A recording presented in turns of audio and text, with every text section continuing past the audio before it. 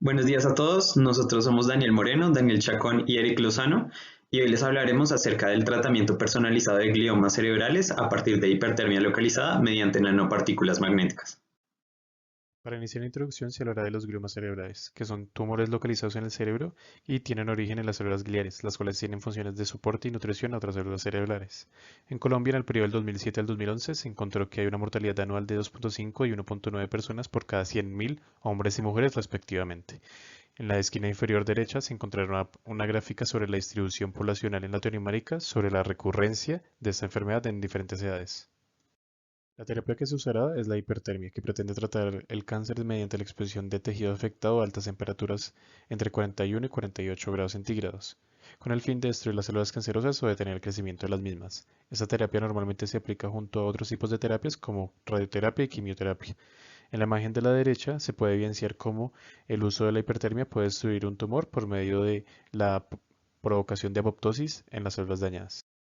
Los espiones son el material que se usará para producir la hipertermia en los tumores. En español, su nombre significa nanopartículas de óxido de hierro superparamagnético. El paramagnetismo es un fenómeno que tiene procesos paramagnéticos y ferromagnéticos. Esto quiere decir que hay fuerzas que generan ordenamientos magnéticos locales, pero su magnitud no es suficiente para producir un ordenamiento total del material. Esto permite que sea susceptible a cambios de ordenamiento por influencia de campos magnéticos externos. Entonces, al aplicar un campo alterno, se producirá un aumento de temperatura dado por la fricción que produce el cambio de ordenamiento magnético. Esto es importante en la aplicación de la hipertermia, ya que el material aumentará su temperatura y la conducirá a las células cancerosas. El objetivo general se basó en estudiar y comprender la manera en que ocurre la transferencia de calor al interior de un glioma de un paciente en particular y en la materia blanca del cerebro durante el proceso de hipertermia, a partir del cual se pueda realizar un análisis biomédico para este paciente. En cuanto a objetivos específicos, nos planteamos obtener un método que permitiera construir las geometrías tanto del cerebro como del glioma, también de manera personalizada para el paciente. El segundo objetivo específico fue observar cómo las variables sobre las que tiene control el experimentador, es decir, la intensidad del campo magnético y la cantidad como la distribución de las esferas de Spions, afectan la transferencia de calor en el tumor y en su tejido circundante. Teniendo en cuenta la gran heterogeneidad en forma y tamaño de los gliomas, surge la necesidad de modelar el transporte de calor según la geometría propia del tumor de cada paciente. Para realizar esta prueba de concepto, se tomó una imagen de resonancia magnética de la base de datos del Brain Tumor Segmentation Challenge 2020, a la cual se accedió mediante el Centro de Computación y Análisis de Imágenes Biomédicas de la Universidad de Pensilvania. A través de una función de libre acceso en la plataforma de MATLAB, se transformó el arreglo tridimensional binario del cerebro y la segmentación del tumor a un archivo STL. Y luego se empleó el software Autodesk Mesh Mixer para suavizar y simplificar la geometría, obteniendo una superficie de contacto interna y rehaciendo la malla original. Para propósitos de la simulación, se consideraron tres dominios. La totalidad del tejido funcional del cerebro, el cual ocupa 1.54 litros, se modeló como materia blanca. El glioma, el cual corresponde al 3.2% del volumen cerebral total, fue modelado como tejido tumoral. Las nanopartículas magnéticas fueron modeladas como una aglomeración en forma de esfera de 5 milímetros, ubicada en el centro de masa del tumor. Como limitación, esta geometría no contempla otros tejidos cerebrales que tienen propiedades térmicas distintas, como la materia gris, y el hecho de que las nanopartículas en la práctica se encuentran dispersas en el medio.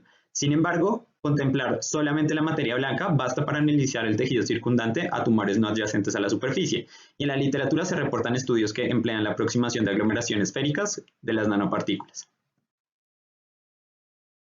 La ecuación gobernante que se planteó en COMSOL fue la de biotransferencia de calor, la cual es la que se muestra en la parte superior en pantalla.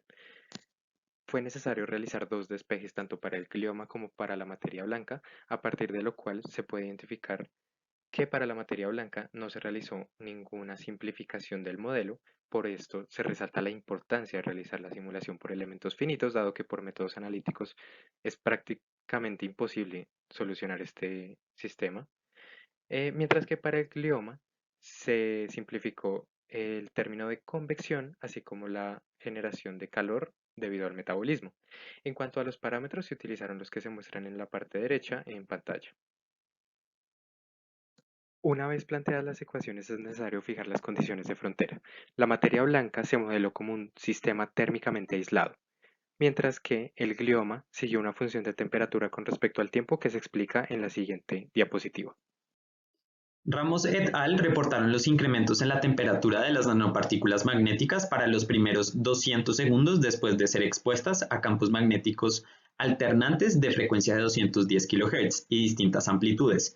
Para definir la condición de frontera correspondiente a la temperatura de la esfera, se efectuó una regresión de potencia sobre las funciones de los campos de menor amplitud y se extrapolaron a 150 minutos como se muestra en pantalla.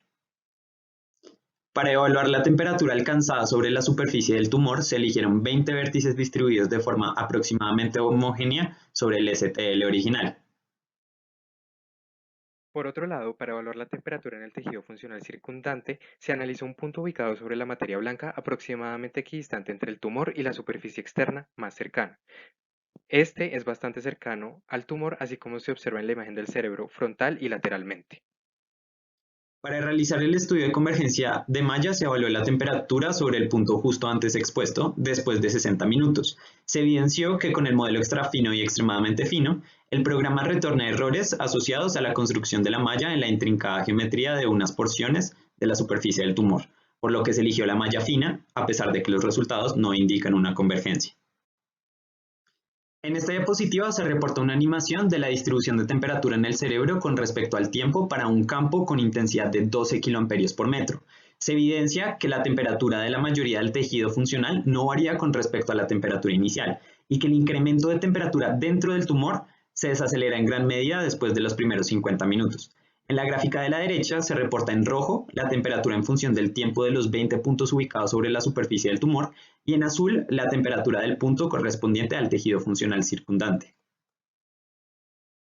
En esta diapositiva se reportan los resultados para los campos de amplitudes de 9.4 y 12 kA por metro.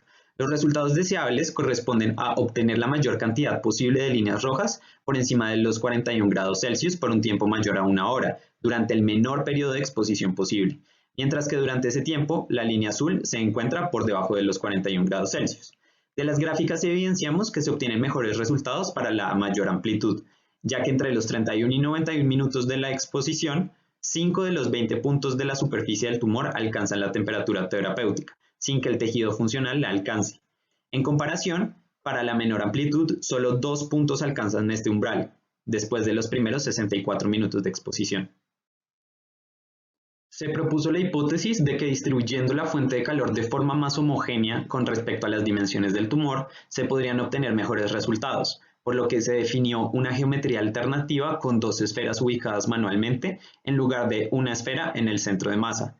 Estas esferas cuentan con un radio de 3.54 milímetros en lugar de 5 para conservar la misma área superficial y que los resultados sean comparables.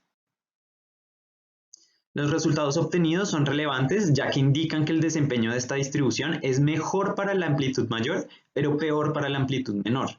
Para la amplitud menor, la cantidad de puntos que alcanza la temperatura terapéutica se reduce de 2 a 1, mientras que en el caso de la amplitud mayor se obtienen los mejores resultados entre las 4 conjugaciones analizadas, pasando de 5 a 9 puntos que alcanzan la temperatura terapéutica después de 63 minutos de exposición. Esto indica que el campo óptimo depende de la geometría elegida y que deben tratarse como variables conjugadas.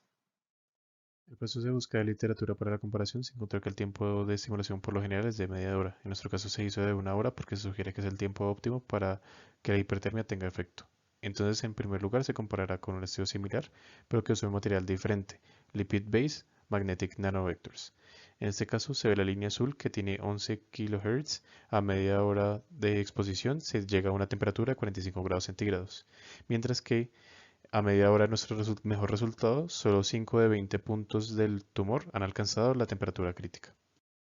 En esta segunda comparación se tienen 3 repeticiones de la estimulación de células musculares de ratón, que no alcanzan la temperatura crítica luego de media hora de exposición, mientras, como se dijo anteriormente, en el mejor resultado de media hora, 5 de 20 puntos del tumor alcanzan la temperatura crítica. En cuanto a las conclusiones, Transformar la segmentación de la imagen de resonancia magnética a un archivo STL para después realizar un suavizado sobre esta geometría es una metodología que funciona para simular físicas asociadas a tumores de geometrías que sean relativamente simples. También se debe tratar la distribución de la geometría y la temperatura asociada al campo magnético como variables conjugadas, ya que la variación de la temperatura no tiene el mismo efecto para todas las geometrías, por lo que van a variar los resultados también de paciente en paciente. Finalmente, en términos cuantitativos, el mejor resultado se obtuvo para dos esferas de AMP de 12 kiloamperios por metro, para los cuales 9 de 20 puntos sobre la superficie del glioma cumplieron con la temperatura de tratamiento, es decir, el umbral de 41 grados centígrados.